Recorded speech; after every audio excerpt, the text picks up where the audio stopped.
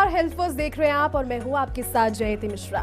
पहला सुख निरोगी काया, हेल्थ इज वेल्थ। सुना तो हमने बहुत है, लेकिन आज इस भागती दौड़ती जिंदगी में इस वेल्थ को सिक्योर रखना आसान बात नहीं है। हेल्थ फर्स्ट में आज बात करने वाले हैं फिजियोथेरेपी और तमाम उन सवालों पर जो कि आपके मन में संशय भी बनकर आते होंगे और जानने की उत्सुकता भी होगी। और इसके लिए आज हमारे साथ स्टूडियो में मौजूद है बेहद खास और सीनियर इसी विषय के स्पेशलिस्ट हमारे साथ मौजूद है डॉक्टर आशीष अग्रवाल, जो कि इस क्षेत्र में पिछले 12 सालों से अपनी सेवाएं दे रहे हैं। डॉक्टर आशीष, बहुत बहुत स्वागत है सबसे पहले आपका फर्स्ट इंडिया न्यूज़ में। Thank you ma'am. Sir, physiotherapy जब नाम सभी के सामने आता है तो अमूमन ये नजर आता है कि लोगों को ये लगता है कि किसी एक्सरसाइज या फिर किसी पर्टिकुलर हड्डियों के रोग के बारे में फिजियोथेरेपी है, but physiotherapy is a wide process. क्या होता है फिजियोथेरेपी, कहाँ पर ट्रीटमेंट होता है, लेकिन ये सब बताने से पहले मैं चाहूंगी आप व्यूअर्स को आप इंट्रोडक्शन अपना दें कि किस तरह से आप इसमें सेवाएं दे रहे हैं। नमस्कार, मैं डॉक्टर आशीष अग्रवाल। मैंने फिजियोथेरेपी की है जयपुर फिजियोथेरेपी कॉलेज से एंड मेरी 6 महीने की इंटर्नशिप एसएमएस मेडिकल कॉलेज से हुई है। मैं पिछले 12 साल से प्रैक्टिस कर रहा हूँ और वैरायटी ऑफ द केसेस मैंने देखे हैं, जैसे बैक पेन हो गया, स्लिप डिस्क, साइटिका हो गया या स्ट्रोक से रिलेटेड केसेस हैं और 5000 से ज़्यादा केसेस हम लोगों ने अब तक देख चुके हैं। तो फिजियोथेरेपी लाइक आपने कहा बहुत वाइड सब्जेक्ट है। It's just like an basic physiotherapy degree, उसके बाद में एमपीटी होती है like in sports, in orthopaedics, in neurology. तो वेरियस एस्पेक्ट है फिजियोथेरेपी के। तो बेसिकली फिजियोथेरेपी में होता क्या है, treatment through physical agents. It might be heat, it might be laser, it might be the exercises, right. So without medicine, without surgery treatment, right. तो इसमें हम बहुत सारी variety of the treatment, like मैंने बताया ऑर्थोपेडिक्स में जोड़ों के दर्द हो गए, कमर दर्द, घुटनों का दर्द हो गया, कंधे का दर्द हो गया, या फिर न्यूरोलॉजिकल केसेस जैसे स्ट्रोक हो गया, मल्टीपल स्क्लेरोसिस हो गया, एल्जाइमर्स हो गया, या फिर अपना स्पाइनल कॉर्ड इंजरी हो गया। इस तरह केसेस भी हम लोग देखते हैं। साथ में बच्चों में जैसे सेरेब्रल पॉल्सी होती है, इस तरह केसेस को देखा जाता है। और इसमें ट्रीटमेंट की हम बात करें, कई सारी मॉडलिटीज़ होती हैं, whether it's ultrasound therapy, combination therapy, और फिर उसके बाद में टेंस होता है, आईएफटी होती है। बट इसके साथ में आजकल एडवांसमेंट बहुत हो गया है। This all are the basics, like spine decompression है, लेज़र है, जिसके थ्रू ट्रीटमेंट्स होता है। साथ ही में मैनिपुलेशन एंड मोबिलाइजेशन होता है। बहुत सारी डिफरेंट टेक्निक्स होती हैं जिसके थ्रू डिफरेंट एलिमेंट्स को ठीक किया जाता है। बेसिकली लाइक आप कह सकते हैं कि मांसपेशियों से रिलेटेड जो भी प्रॉब्लम्स होती हैं वो फिजियोथेरेपी से डील करी जा सकती हैं। बहुत सारे लोगों की क्वेरीज होती हैं, लाइक आपने बताया कि नहीं फिजियोथेरेपी से ठीक होगा या नहीं होगा, मेडिसिन लेनी पड़ेगी। तो क्या होता है, इसका सबसे बड़ा एग्जाम्पल एक मैं दे सकता हूँ कि अपने को कोल्ड कफ एंड कोल्ड होता है, वो एक बार ठीक हो जाता है, क्या दोबारा नहीं होता है ना वो अपने को। तो द रीज़न बीइंग क्योंकि मसल को वापस इंजरी हो सकती है। तो हमें फ्रिक्वेंट लेवल पे एक्सरसाइजेस करना, प्रॉपर ट्रीटमेंट, टाइमली ट्रीटमेंट हम लोग लेंगे तो आपको प्रॉब्लम भी वापस नहीं होगी और आपको परमानेंट सॉल्यूशन उस प्रॉब्लम का मिल जाएगा। डॉक्टर आशीष, सोल्यूशन की बात आप कर रहे हैं और सोल्यूशन आपने इस समस्या का लिया भी है, क्योंकि फिजियोथेरेपी की जब बात आती है तो कन्फ्यूजन मन में होता है कहाँ जाएं, कौन से डॉक्टर से कंसल्ट करें। लेकिन आपने इसके लिए एक डेडिकेटेड सेंटर बनाया है, AQ हेल्थ सेंटर आपने, जिसके आप डायरेक्टर हैं और सीनियर आप फिजियोथेरेपिस्ट हैं। उसके बारे में कुछ बताइए हमारे। सो AQ हेल्थ केयर हमने 2 साल पहले इस्टेब्लिश किया। अभी there are small centre physiotherapy में जहाँ पे बेसिक इम्यूनिटीज़ की भी लेकिंग होती है। तो अगर हम बात करें कि हम क्यों एक डॉक्टर के पास क्यों जाते हैं और वहाँ क्या एक्सपेक्ट करते हैं कि हमें डॉक्टर अच्छे से देखे, वहाँ की फैसिलिटीज़ बेटर हो और हमें परिणाम अच्छे मिले, बेसिकली जो अपनी प्रॉब्लम है उसका सॉल्यूशन हमें मिले। तो वही चीज़ों को देखते हमने एक सेंटर इस्टेब्लिश किया जयपुर में। This the first centre. वहाँ पे स्पाइन डिकम्प्रेशन है हमारे पास में, जो कि स्लिप डिस्क है, साइटिका के जैसे मरीजों के लिए बहुत ही उपयोगी मशीन है। लेज़र है जो कि नी पेन के लिए बहुत रिजल्ट उसके बहुत अच्छे हैं। साथ ही हमारे वहाँ पे 10 लोगों की टीम है जो कि डिफरेंट सुपर स्पेशलिटी में उन्होंने एमपीटी किया हुआ है। एंड हम लोग हर एक चीज़, छोटी छोटी चीज़ों का ध्यान रखते हैं। पेशेंट की पर्सनल अटेंशन मिले, पेशेंट को प्रॉपर टाइम मिले एंड पूरी पेशेंट की बात सुनी जाए, तभी एक आपको बहुत अच्छा रिजल्ट्स भी मिलते हैं और वही एक ट्रस्ट आपका बिल्ड होता है। सर, सबसे ज़्यादा पॉस्चर को लेकर लोगों को प्रॉब्लम आती है। जो लोग नौकरी पेशा है या फिर जिनके बहुत सारे आवर्स कंप्यूटर स्क्रीन पर निकल जाते हैं, स्पाइनल जो कॉर्ड होती है उस पर बहुत ज़्यादा परेशानी या फिर एज के साथ वो समस्या बढ़ जाती है। फिजियोथेरेपी के माध्यम से कितना ज़्यादा परसेंटेज चांसेस है कि ये परेशानी दूर हो जाएगी और सर्जरी से कितना सक्सेसफुल होता है फिजियोथेरेपी? राइट, जो आपने कहा बिल्कुल सही कहा कि स्पाइन की जो प्रॉब्लम्स है 80% problem are related to the posture. आप कैसे बैठ रहे हो, कैसे उठ रहे हो, कैसे वजन उठा रहे हो, है ना। This all related to that. तो अगर हम बात करें स्पाइन में एक रूटीन स्प्रेन होता है तो वो 3 से 4 दिन में फिजियोथेरेपी से बिल्कुल ठीक हो जाता है। कुछ हमें इलेक्ट्रोथेरेपी करनी होती है, कुछ एक्सरसाइज के थ्रू हमें ठीक करना होता है। रही बात कुछ एक कॉम्प्लेक्स केसेज है, स्पाइन स्लिप डिस्क हो गया या आपका साइटिका हो गया, या सर्वाइकल रेडिकुलोपैथी जिसे हम कहते हैं कि गर्दन में नस का दबाव होने लग जाता है, जिससे आपके हाथ में झंझनाहट सूनापन आने लग जाता है, या कमर में आपके नस दबने से पैरों में झंझनाहट सूनापन आने लग जाता है। उस तरह की चीज़ों के लिए क्या होता है, एक पूरी प्रॉपर अप्रोच होती है। So we follow a 360 degree approach. So सबसे पहले what we have to do, एक जो मसल स्पाज्म आ जाता है, बॉडी का प्रोटेक्टिव फिनोमेना होता है। मसल बेसिकली अपने सेंसिटिव ऑर्गन को बचाने के लिए बॉडी को टाइट कर लेती है, मसल्स टाइट कर लेती है, राइट। तो उसको रिलीज़ करना होता है। First we need to release the muscle spasm. उसके बाद में जो डिस्क बाहर निकली है उसमें बेसिकली 2 पार्ट होते हैं। अंदर का पार्ट बहुत जेल जैसा होता है, बाहर का पार्ट रबर जैसा होता है। जैसे ही सडन थ्रस्ट पड़ता है अपने डिस्क पे, डिस्क क्या होता है, जैसे शॉक एब्जॉर्बर होता है, जैसे सडन थ्रस्ट पड़ेगा डिस्क बाहर निकल जाती है, जो कि कैनाल में आ जाती है। कैनाल में जैसे ही आती है तो क्या दबाव बनाने लग जाती है अपने नसों पर, जिसके कारण आपको हाथ पैरों में झंझनाहट सूनापन आने लग जाता है। तो हम फिर फॉलो करते हैं स्पाइन डिकम्प्रेशन। वो क्या करता है, डिस्क को वापस अपनी जगह लाने का काम करता है। तो we give the spacer to the vertebra and फिर उसको डिस्क को अपनी जगह लाया जाता है। आफ्टर दैट उसके बाद में उसकी मसल्स पे काम होता है कि मसल स्ट्रेंथनिंग, जिसे अपन ऑफलोडिंग भी बोलते हैं, ताकि दोबारा नहीं हो। बहुत सारे लोग कहते हैं कि हमें दोबारा हो गया तो हम उससे कैसे बचें। तो the only answer is the exercises. When we do exercises तो आपकी मसल स्ट्रेंथनिंग होगी, आपको दोबारा होने के चांसेस नहीं होते हैं। ऑलमोस्ट 90% ऑफ द केसेस जो कि सर्जरी के लिए बोले जाते हैं, वी कैन प्रिवेंट देम, और हमने बचाए भी हैं।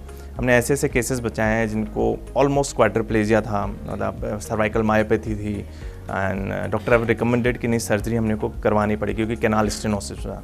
तो हमने 8 mm तक के कैनाल स्टेनोसिस तक के पेशेंट को बिल्कुल बिना सर्जरी और विदाउट मेडिकेशन हमने ठीक किया है। यस, डेफिनेटली मेडिसिन का भी रोल होता है कुछ फेजेस में। तो हम क्यूमुलेटिव अप्रोच पे जाएंगे तो पेशेंट को बहुत बेहतर रिजल्ट्स मिलेंगे उसमें। डॉक्टर आशीष, जब फ्रीक्वेंटली फिजियोथेरेपी के बारे में पढ़ते हैं तो एक तो स्पाइनल कॉर्ड की जो परेशानियां वो सामने आती है, जो फ्रीक्वेंट क्वेश्चंस हैं वो पूछ रही हूँ आपसे। इसके अलावा घुटनों का दर्द, आर्थराइटिस, ये एक बहुत कॉमन समस्या है। हर दूसरे घर में औरतों को सुनने को मिलता है कि आज घुटने में दर्द हो रहा है, और कई बार डॉक्टर्स उन्हें सजेस्ट करते हैं कि आप रिप्लेस करवा लीजिए, आपका जो घुटना है उसको आप रिप्लेस करवा लीजिए। लेकिन पेनलेस कोई टेक्निक है क्या इसके लिए फिजियोथेरेपी में, या फिर कोई लेजर ट्रीटमेंट जिससे ये पूरी तरह से ठीक हो पाए? यस, बिल्कुल। अभी फिजियोथेरेपी वैसे तो बिल्कुल पेन फ्री होता है। There is no pain in the physiotherapy apart from some exercises. बाकी कोई पेन नहीं होता है। 90% of the joint replacement can be saved. एक लेवल होता है, ग्रेडिंग होती है बेसिकली आर्थराइटिस की, कि ग्रेड 1 है, ग्रेड 2 है, ग्रेड 3, ग्रेड 4 या ग्रेड 5। उसके बेस पे व्हाट हैपन, आर्थराइटिस मतलब सूजन, इन्फ्लामेशन होने लग जाता है जॉइंट में, और प्लस गैप कम होने लग जाता है। तो what we will do basically, first we reduce the inflammation through various modalities, and laser से हम कार्टिलेज रीजनरेशन का काम करते हैं। जो कहते हैं कि घुटनों के बीच में जो झिल्ली होती है वो रीजनरेट होने लग जाती है, मतलब समय के साथ में डिजनरेट होने लग जाती है। उसको रीजनरेशन पे हम लोग काम करते हैं थ्रू लेज़र। उसमें पेन भी बहुत कम हो जाता है, सूजन कम हो जाती है, फिर वापस गैप बढ़ाने के लिए काम होता है। तो उसमें मैकेंजी टेक्निक होती है। तो हम एक्सपर्ट है, हमारी टीम पूरी एक्सपर्ट है मैकेंजी टेक्निक में। मोबिलाइजेशन हम लोग करते हैं, देन उसके बाद में ऑफलोडिंग डिवाइस हम लोग पहनाते हैं, ताकि जब भी वो चलें तो वापस वजन घुटनों पर नहीं आए। तो फर्दर हम लोग जॉइंट प्लेसमेंट ही सेव कर सकते हैं। बट एक्सरसाइज रेगुलर करनी रहती है पेशेंट्स को। एक्सरसाइज करेंगे तो उनकी मसल स्ट्रेंथन रहेगी, उनके जॉइंट पे बिल्कुल भी लोड नहीं आएगा।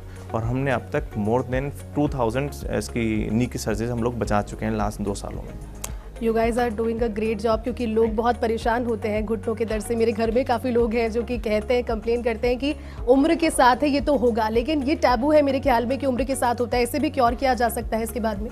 Definitely, like exercise is the remedy. हम लोग क्या करते हैं आजकल की life, like sedentary lifestyle, सारा mobile and screen based life हो गई है। एक्टिविटीज़ रही नहीं है। आज से हम 15 साल पहले का अगर इतिहास उठा के देखेंगे, शायद जॉइंट रिप्लेसमेंट या स्पाइन सर्जरीज बहुत कम होती थी। After COVID if you see, the spine surgeries and knee surgeries have been increase tremendously. Why? Because of the अपना खान पान चेंज हो गया, अपनी लाइफ स्टाइल चेंज हो गई है। तो उम्र तो आज हमारे पास ऐसे ऐसे पेशेंट भी हैं जो 90 ईयर्स में they are climbing the hills, मतलब टूरिस्ट गाइड हैं वो, they are doing fantastic job till now. तो उम्र एक जस्ट एक नंबर है, बाकी तो इस अपने मन में होना चाहिए, just a number, right. Sir, इसके अलावा देखिए, स्पाइनल कॉर्ड के बारे में आप जब उसे क्योर करते हैं, या फिर घुटनों या आर्थराइटिस, या फिर ब्रेन के कुछ ऐसे पॉइंट्स होते हैं जो कि वेन से जुड़े हुए होते हैं, फिजियोथेरेपी के जरिए उसे भी ठीक किया जा सकता है। परिणाम मिले जुले आते हैं, कभी लगता है कि प्रॉब्लम पूरी तरह से क्योर हो गई, कभी लगता है कि नहीं वापस आ रही है। रीज़न क्या होता है उसके पीछे? क्या होता है, ये परिणाम 2 तरह से होते हैं। एक तो हम बात करें पहले सर्जिकल केसेस की, जिससे कोई भी सर्जरी हो गई, उसके बाद में परिणाम कैसे आ रहे हैं, whether it's an neuro surgery और इट्स एन ऑर्थोपेडिक सर्जरी।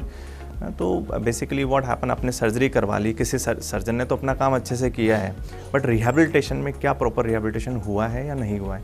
तो प्री एंड पोस्ट रिहैबिलिटेशन बहुत इंपॉर्टेंट है। अगर किसी का सर्जरी होनी है और उससे पहले रिहैबिलिटेशन हुआ है तो उसके सर्जरी का आउटकम बहुत बेहतर हो जाता है। पोस्ट रिहैबिलिटेशन, अब नी रिप्लेसमेंट सर्जरी होती है, किसी की रिहैबिलिटेशन प्रॉपर हुआ होता है तो सक्सेस रेट बहुत अच्छी होती है, किसी का रिहैबिलिटेशन नहीं हुआ तो सक्सेस रेट कम होती है। क्यों? क्योंकि आपकी मसल, आपने जॉइंट तो चेंज कर दिया लेकिन आपकी मसल्स पे कोई वर्क नहीं हुआ है। उसको कंट्रोल कौन कर रहा है? Basically muscles. And the second thing, जो मैं बात करूँ न्यूरोलॉजिकल की, आप बात कर रहे हैं, न्यूरोलॉजिकल में सेम हैपन कि पोस्ट ऑपरेटिव न्यूरोलॉजिकल सर्जरी हो गई, बट उसके बाद में ब्रेन को रीएजुकेट करना था। Rehabilitation is basically re-education of the brain. और डिफरेंट तरह की एक्सरसाइजेज होती हैं जिसके थ्रू ब्रेन को रीएजुकेशन किया जाता है। जैसे 5 तरह के सेंसेस होते हैं हमारे बॉडी में ना, तो one is the like you can say देखना, सूंघना, सुनना, पेन, टच का एहसास होना, या फिर टेस्ट।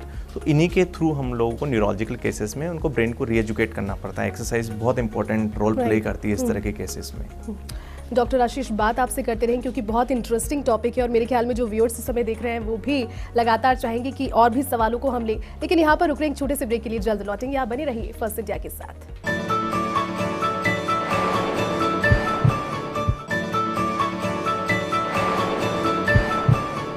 ब्रेक के बाद एक बार फिर से आप सभी का बहुत बहुत स्वागत है। हेल्थ फर्स्ट देख रहे हैं आप, और हेल्थ फर्स्ट में आज हम बात कर रहे हैं बहुत खास विषय पर, फिजियोथेरेपी पर। हमारे साथ में फिजियोथेरेपी के जाने माने सीनियर फिजियोथेरेपिस्ट डॉक्टर आशीष अग्रवाल मौजूद हैं। उनसे लगातार बात करें। डॉक्टर आशीष, आपसे बात कर रहे थे ब्रेक पर जाने से पहले जोड़ों के बारे में, और जोड़ों में बहुत ज़्यादा दर्द, आर्थराइटिस की समस्या होती है, लेकिन सर्दी के मौसम के साथ में मैंने सुना है कि जोड़ों में दर्द की समस्या बहुत बढ़ जाती है।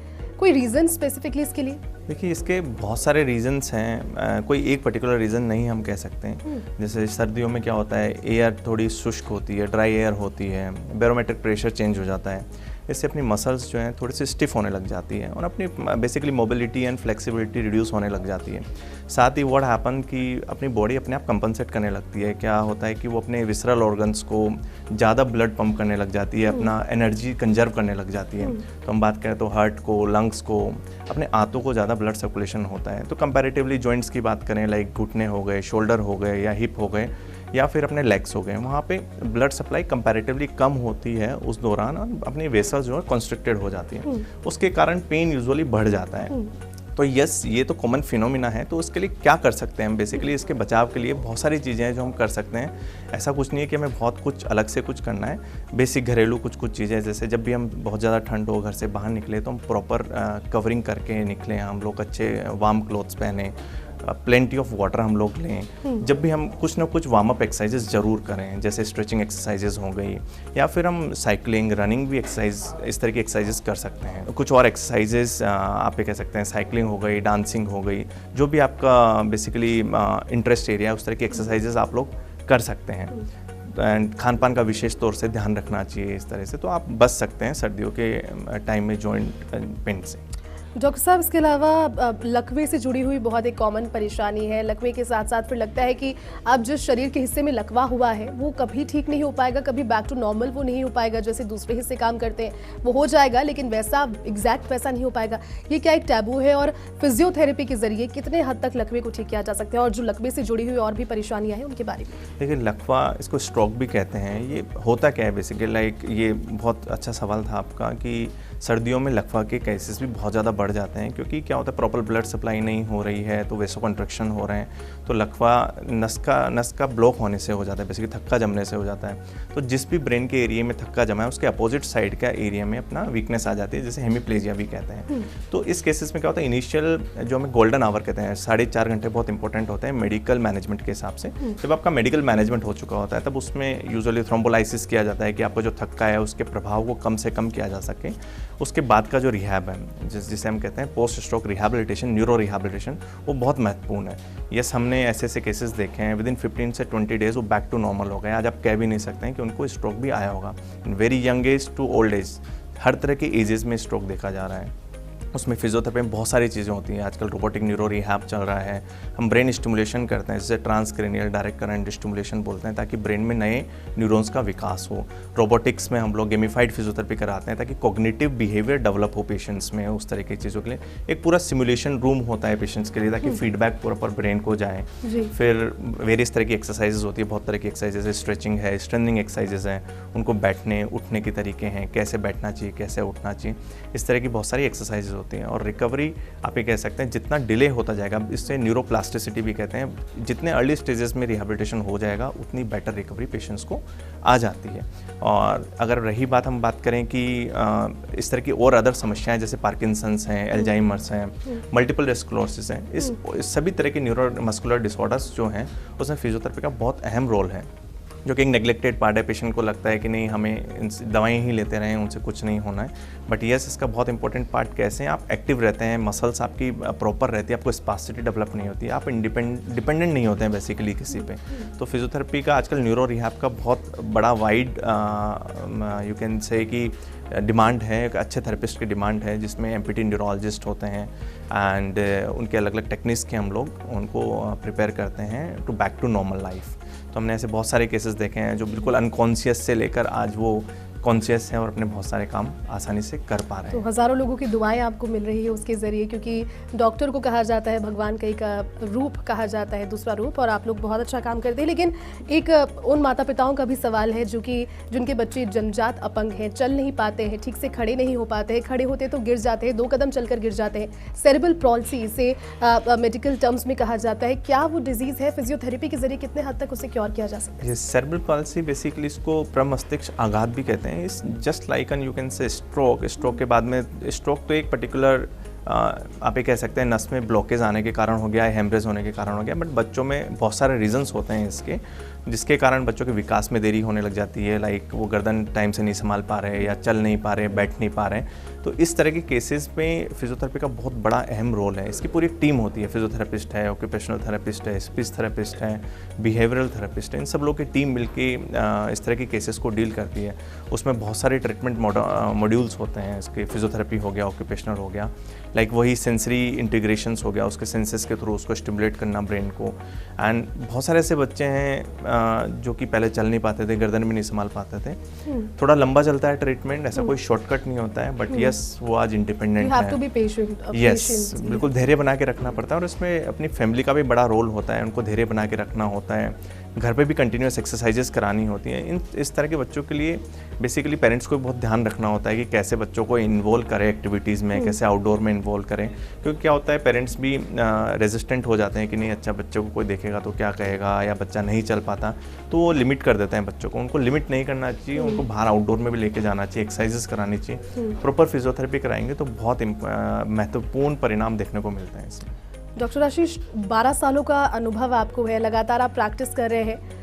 AQ हेल्थ केयर सेंटर की जो परिकल्पना है, कैसे आपके दिमाग में आई? और बहुत कम समय में, मेरे ख्याल में 2 साल का समय अभी हुआ है, लेकिन जो लोग हैं उनकी पहली पसंद है, उन्हें लगता है कि अगर ये समस्या है तो चलिए वो एक 1 फ्लोर डेस्टिनेशन है जहाँ पर हमें जाकर के इन चीज़ों के बारे में बात करनी चाहिए। कैसे सोचा और फिलहाल क्या रिस्पॉन्स हुआ? वही कि एक मेडिकल की जब भी बात होती है तो एक इमोशन जुड़े हुए होते हैं, कि एम्पैथी होती है, नॉट ए सिंपैथी। तो हर कोई चाहता है जब भी किसी डॉक्टर से मिलने जाए, अच्छे से उनसे बात करें, टाइम दें, और वहाँ की टीम बहुत अच्छी हो, और एक साफ़ सुथरा एनवायरनमेंट हो, और वहाँ जाते ही पेशेंट को प्रॉपर्ली हैंडल कर लिया जाए। तो अभी तक बिल्कुल ट्रेडिशनल वे में सेंटर्स चले आ रहे थे। अगर मैं AQ हेल्थ केयर की बात करूँ, पेशेंट जब एंटर करता है वहाँ से लेकर वी आर पेपरलेस। सो जैसे ही पेशेंट एंटर करता है, हमारा फेस रिकग्निशन के थ्रू पेशेंट एंटर होता है ट्रीटमेंट एरिया में, पेशेंट की पूरी प्राइवेसी मेंटेन रखी जाती है, व्यक्तिगत देखभाल होती है पेशेंट की, मतलब आउट ऑफ द वे जाके टीम उनको हेल्प करती है, whether is like entering from the premises till the treatment, हर एक छोटी छोटी चीज़ों का ध्यान रखा जाता है। बाकी टीम बिल्कुल, हमारे पास अनुभवी टीम है, हमारी टीम में 10 लोग हैं जो कि सब 10-10 साल का से भी ज़्यादा का अनुभव रखते हैं। प्रॉपर पेशेंट को टाइम दिया जाता है। Technology, yes definitely technology is major aspect, technology and infrastructure. तो हम देखते हैं तो बहुत छोटे छोटे सेंटर्स हैं, but they don't have proper equipments, staff proper नहीं होता है, रिजल्ट्स हैम्पर होते हैं कहीं ना कहीं। कई लोग कहते हैं कि नहीं, हमने फिजियोथेरेपी ऑलरेडी ले ली। फिजियोथेरेपी का मतलब केवल ये नहीं है कि हमने थोड़ी बहुत एक्सरसाइज कर ली या खुद से कर ली, that's all. It's all about कि आप प्रॉपर सुपरविजन में एक्सरसाइज हो रही हैं, आपकी टारगेटेड एक्सरसाइजेस हो रही हैं। आपकी बॉडी में एक एक मसल को देख के एक्सरसाइजेज होती हैं, जी। प्रोटोकॉल डिसाइड होता है। जैसे एक मेडिसिन की डोजेज होती हैं, वैसे ही फिजियोथेरेपी में हर एक जब इलेक्ट्रोथेरेपी देते हैं उसकी डोजेज डिसाइड होती हैं कि आपकी ये प्रॉब्लम है तो क्या डोज जानी चाहिए, उस डोज तब आपको अच्छे परिणाम देखने को मिलते हैं। डॉक्टर आशीष, इसके अलावा दिनचर्या में बदलाव एक बहुत बड़ा कारण हो सकता है, क्योंकि लोग बहुत समय अपना फ़ोन पर, स्क्रीन्स पर स्पेंड करते हैं, तो वो लेटे रहते हैं या फिर एक पोस्चर में बैठते हैं।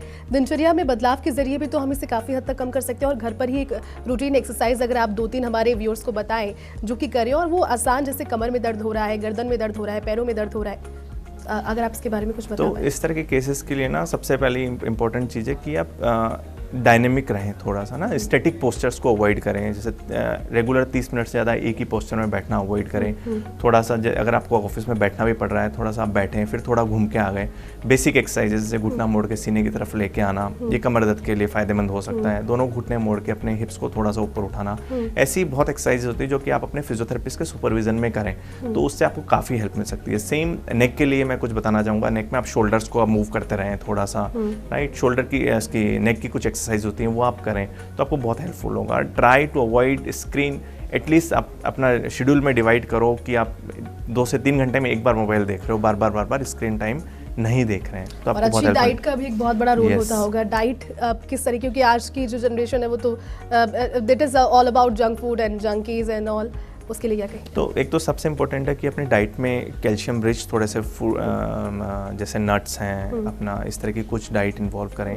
प्लस फाइबर डाइट थोड़ा सा इन्वॉल्व करें, जैसे फ्रूट जूसेस के बजाय just involve the fruits, vegetables in your diet, and try to take the lighter in evening time.